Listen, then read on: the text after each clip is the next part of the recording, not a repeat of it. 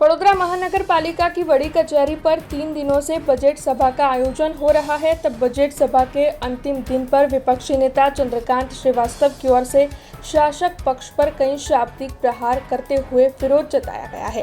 दरअसल बजट सभा के अंतिम दिन विपक्षी नेता चंद्रकांत श्रीवास्तव ने काम न करने वाले कॉन्ट्रैक्टरों को ब्लैकलिस्ट करने की मांग साझा की।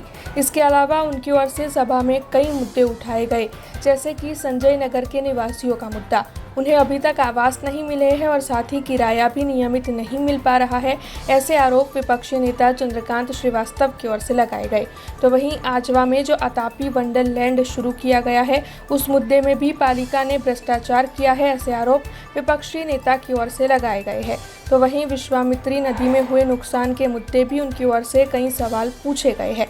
तो आइए सुनते हैं इस पूरे मामले के मद्देनजर विपक्षी नेता चंद्रकांत श्रीवास्तव ने क्या कहा है। सवाल એટલો જ છે કે લોકો એમને બહુમતી આપે છે, એટલે બહુમતીના જોરે જે બી કામ પાસ કરાવવું એ કરાવી શકે છે। પણ અમારું કામ એ છે કે વડોદરામાં જે વડોદરા શહેરના નગરજનો જે ટેક્સ ભરે છે એમના પર જે અન્યાય થઈ રહ્યું છે એને ઉજાગર કરવું, અમારી વાત લોકો સુધી પહોંચે, લોકો એ વાતને સમજે।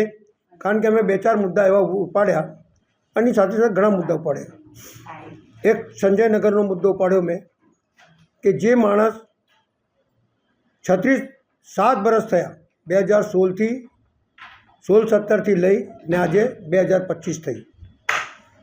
પહેલાં ટેન્ડર નીકળ્યું, સ્ટે આવ્યો, ભિક્ષુકની જગા નીકળી તો ખરેખર જે અધિકારીઓએ જગા સોંપી હોય એ લોકોને સસ્પેન્ડ કરવા જોઈએ। કારણ કે જેની જવાબદારી હોય એ જવાબદારી વગરનું કામ કરે।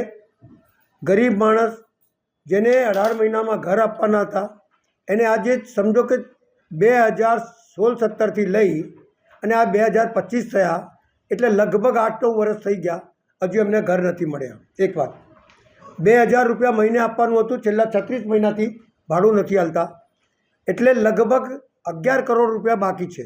75 એકર જગ્યા જ્યારે ખાલી ગાર્ડનમાં લોકો ફરવા જતા હતા, વડોદરા શહેરના લોકો 5-10 રૂપિયા સ્ટેન્ડનું ભાડું આપતા હતા અને 10 રૂપિયાની ટિકિટ હતી, ત્યારે વર્ષમાં 75 લાખ રૂપિયાની આવક હતી।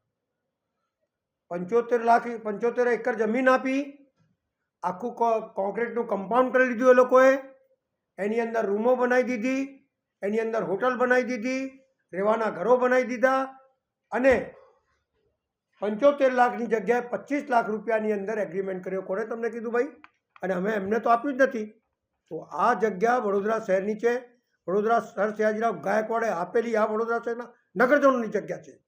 આ જગ્યા પાછી લેવી જોઈએ, બ્લેકલિસ્ટ કરવું જોઈએ અને ભાડું વसूल કરવું જોઈએ। એક વાત, हमसे जुड़े रहने के लिए हमारे YouTube चैनल को सब्सक्राइब करें और नई वीडियो की नोटिफिकेशन के लिए बेल आइकॉन को दबाएं।